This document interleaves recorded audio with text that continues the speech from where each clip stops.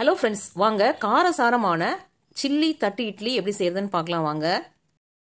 அதுக்கு ஒரு பிளேட்டில் நல்லா எண்ணெய் தடவிட்டு ஒரு 3 குழிக்கரண்டி இட்லி மாவு இல்லைனா தோசை மாவு எதுனாலும் ஓகே தான் ஊற்றி நல்லா வேக விட்டுக்குங்க. அது வெந்திருக்கான்னு ஒரு கத்தி வச்சு செக் பண்ணிவிட்டு நல்லா வெந்ததுக்கப்புறம் வெளியே எடுத்துட்டு நல்லா ஆற விடுங்க. ஒரு 15 to 20 நிமிஷம் நல்லா ஆறட்டும். ஆறுனதுக்கப்புறம் நல்லா நான் காட்டியிருக்கிறது போல் நல்லா கட் பண்ணி எடுத்துக்கோங்க.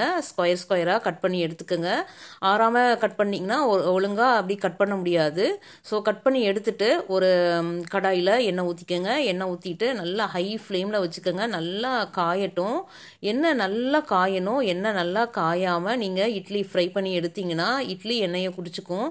ஸோ அதனால் நல்லா எண்ணெயை காய விட்டுட்டு நீங்கள் இட்லியை போட்டு நல்லா பொரித்து மொறுன்னு எடுக்கணும். நான் 2 தட்டில் இட்லி வச்சுருந்தேன். ஸோ ஒரு செகண்ட் டைம் இதை பொரிக்கிறேன். நல்லா காஞ்சதுக்கப்புறம் செக் பண்ணி பார்த்துட்டு அதில் போட்டு நல்லா மொறுன்னு ஃப்ரை பண்ணி எடுத்துக்கோங்க. எடுத்து தனியாக வச்சுக்கோங்க. இப்போ ஒரு கடாயில் ஒரு 2 டீஸ்பூன் ரீஃபண்ட் ஆயில் ஊற்றுங்க. ரீஃபண்ட் ஆயில் ஊற்றி நல்லா எண்ணெய் காயட்டும். எண்ணெய் காஞ்சதுக்கப்புறம் சோம்பு ஒரு அரை டீஸ்பூன் போடுங்க. நல்லா மொறுன்னு பொரிஞ்சு வரட்டும். சோம்பு பொரிஞ்சு வந்ததுக்கப்புறம் ஒரு பெரிய வெங்காயம் நல்லா தின் ஸ்லைஸாக ஸ்லைஸ் பண்ணி, நான் ஸ்லைசரில் ஸ்லைஸ் பண்ணியிருக்கேன்.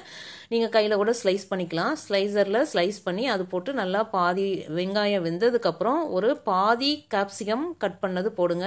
அது நல்லா வெந்ததுக்கப்புறம் ஒரு பாதியாக வெந்ததுக்கப்புறம் ஒரு 10 பெரிய பூண்டு மலை பூண்டு சாப் பண்ணி அதையும் போட்டு நல்லா வதக்கிக்குங்க. ஒரு பக்கத்தில் 1 டீஸ்பூன் அரிசி மாவு நல்லா கரைச்சிக்கோங்க. தண்ணி ஊற்றி கரைச்சிட்டு அது தனியாக எடுத்து வச்சுக்கோங்க. எடுத்து வச்சுட்டு இப்போது நம்ம அந்த வதக்கின இதில் பூண்டு போட்டு நல்லா சாப் பண்ணதில் 1 டீஸ்பூன் மிளகாத்தூள் போட்டுக்கோங்க.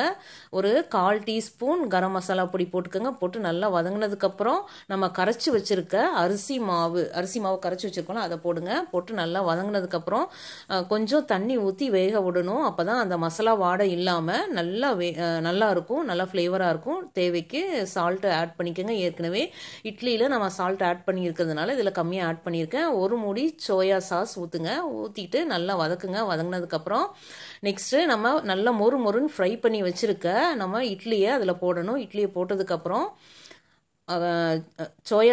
டொமேட்டோ சாஸ் ஒரு 5 இல்லைனா 6 ஸ்பூன் போட்டு நல்லா கிளறி கொடுங்க. பாருங்கள், ரெடி ஆயிடுச்சு. அவ்வளோதான், பரிமாற வேண்டியது தான். காரசாரமான சில்லி தட்டு இட்லி ரெடி.